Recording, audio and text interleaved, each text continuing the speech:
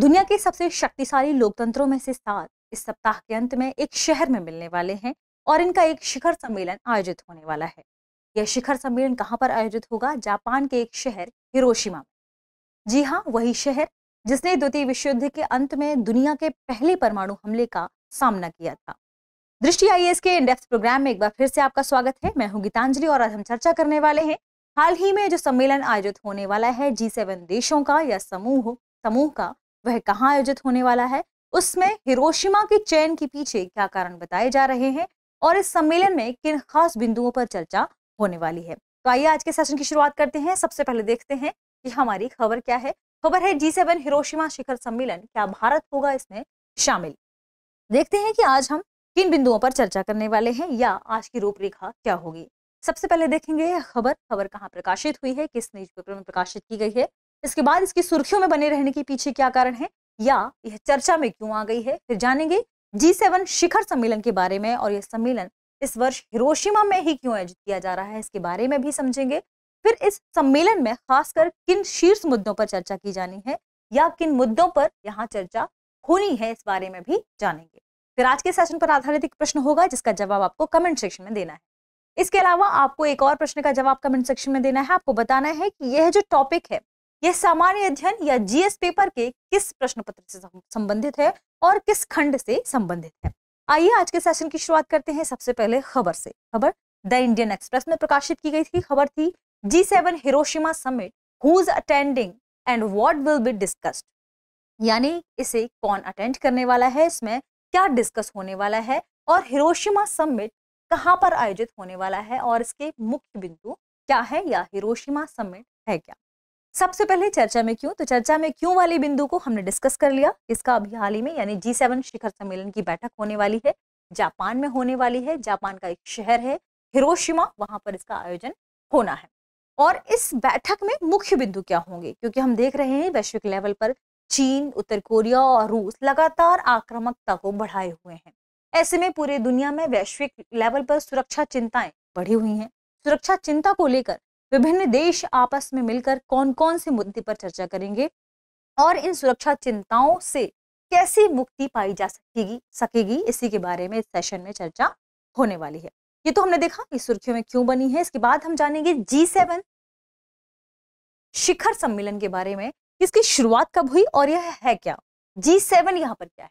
G7 का अर्थ है group of 7 या ग्रुप 7, जिसमें क्या कौन कौन शामिल है।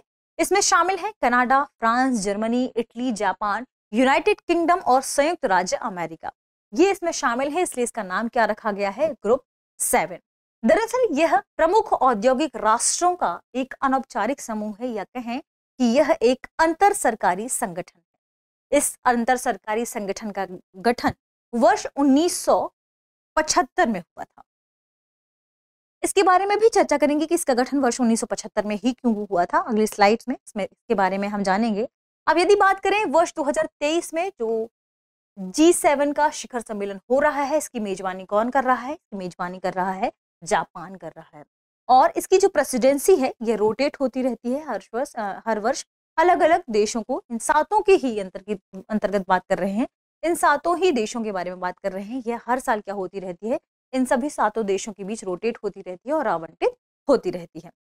याद रखिएगा इसमें भारत शामिल नहीं है। अब यदि हम बात करें इन 7 देशों के समूह के बारे में कि आखिर इनकी शुरुआत कब हुई थी और ये चर्चा में क्यों आ गए थे, क्यों G7 समूह को बनाने की यहाँ पर जरूरत महसूस हुई। दरअसल G7 का कोई औपचारिक चार्टर या सचिवालय नहीं है, यह भी जानना आपके लिए जरूरी है। यदि हम बात करें इसी के संबंधित अन्य तथ्यों के बारे में, तो दरअसल G7 के जो अब हाल ही में शिखर सम्मेलन होने लगे हैं, उनमें अब गैर G7 देशों को भी या संगठनों को भी या अंतर्राष्ट्रीय संगठनों को, उनके नेताओं को, उनके जो भी प्रतिनिधि हैं, उन्हें आमंत्रित किया जाने लगा है और विभिन्न सत्रों में लोग अब भाग भी लेने लगे हैं। ऐसा माना जाता है कि G7 देश कुछ महत्वपूर्ण देशों का संगठन है और इस संगठन में विभिन्न देशों को आकर शामिल होना चाहिए, चाहे वे विकासशील देश हों या विकसित। ऐसे में आप इसके बारे में भी जानिए कि चीन, भारत में शामिल नहीं है।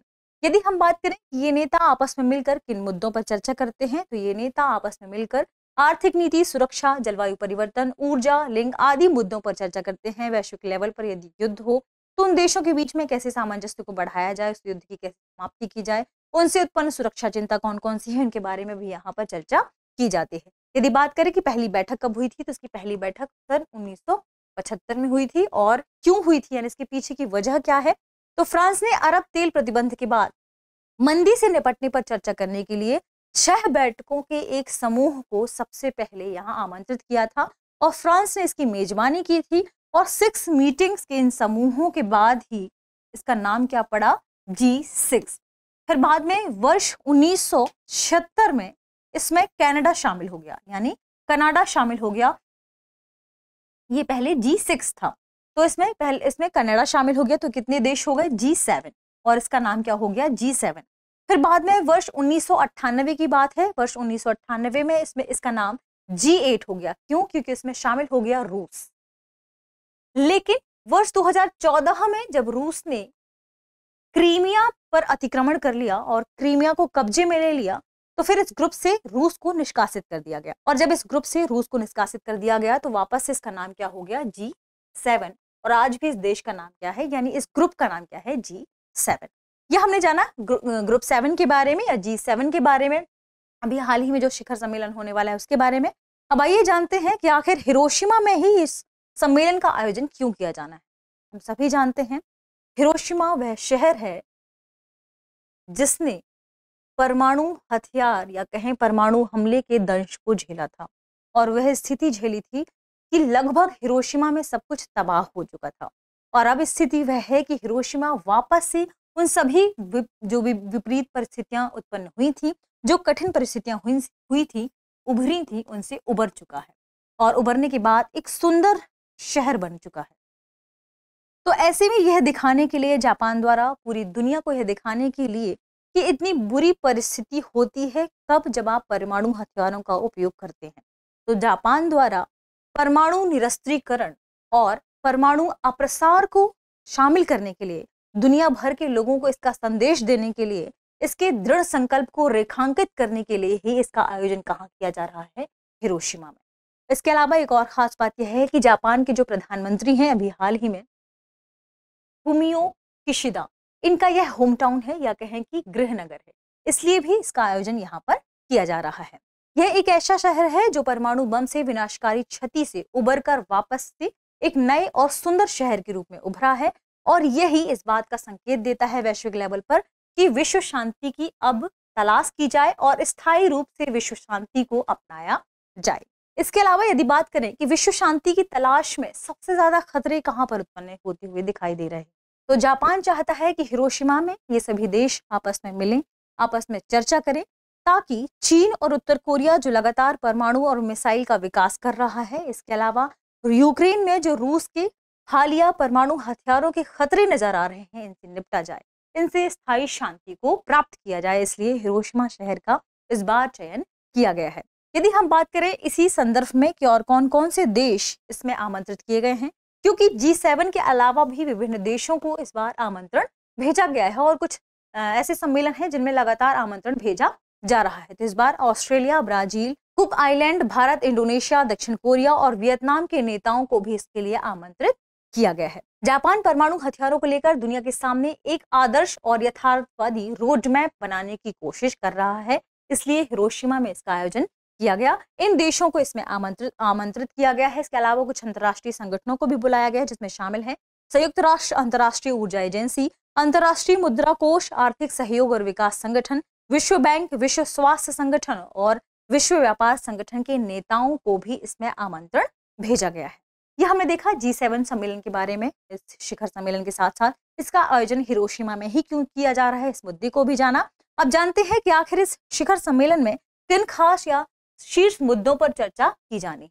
हम सभी जानते हैं कि वैश्विक लेवल पर यूक्रेन और रूस के मध्य युद्ध चल रहा है। ऐसे में इस शिखर सम्मेलन में यूक्रेन के खिलाफ रूस के युद्ध की कड़ी निंदा की जाएगी और यूक्रेन को सहयोग देने की बात इसके अंतर्गत कही जाएगी। इसके अलावा ताइवान के खिलाफ बीजिंग के बढ़ते खतरों पर भी ध्यान केंद्रित किया जाएगा और विभिन्न देश इस पर चर्चा करेंगे कि कैसे ताइवान को इससे दूर रखा जाए। इसके अलावा वैश्विक दक्षिण राष्ट्रों के उदय को भी इसमें संबोधित किया जाएगा, क्योंकि वैश्विक दक्षिण राष्ट्र वे राष्ट्र हैं जो लगातार अपनी कई ऐसी इनकी जरूरतें हैं जिनकी पूर्ति के लिए चीन और रूस की तरफ देख रहे हैं। तो ऐसे में पश्चिमी शक्तियों के कई पूर्व उपनिवेश भी इसमें शामिल हैं। तो इन उपनिवेशों की रक्षा के लिए और इन राष्ट्रों के विकास के लिए और इनका रुख रूस की तरफ ना हो, इनका रुख चीन की तरफ ना हो, इससे बचाने के लिए G7 इन देशों को घनिष्ठ संबंध विकसित करने के लिए स्वास्थ्य, खाद्य सुरक्षा और बुनियादी ढांचे में सहायता प्रदान करने की बात इस मुद्दे में या इस चर्चा में रखेगी। तो ये तो हमने देखा कि इन खास मुद्दों पर चर्चा होनी है। इसके अलावा जलवायु परिवर्तन और एनर्जी को लेकर कौन कौन से मुद्दे होंगे, इस बार इस सेशन में इसके बारे में भी चर्चा होगी। ये हमने देखा G7 शिखर सम्मेलन के बारे में। अब आइए जानते हैं आज के सेशन पर आधारित इस प्रश्न को। प्रश्न है, निम्नलिखित में से कौन सा से कथन सही है और है। कथन क्या है? G7 के वर्ष 2023 के सम्मेलन की अध्यक्षता जापान द्वारा की जा रही है। और दूसरा, इस अंतर सरकारी संगठन का 7वां सदस्य सिंगापुर बना। कूट है केवल एक, केवल दो, एक और दो, दोनों, ना तो एक और ना ही दो। इस प्रश्न का सही जवाब कमेंट सेक्शन में देना ना भूलें। इसके अलावा आपके लिए एक और खास बात यह है, इसका भी जवाब दें कि G7 के 48वें अधिवेशन का आयोजन किया गया है कहां पर? पिछले वर्ष यानी वर्ष 2022 में। आपको स्थान बताना है कि इसका आयोजन कहां किया गया है। मिलते हैं अगले टॉपिक के साथ, तब तक पढ़ते रहिए, रिवीजन करते रहिए। शुक्रिया।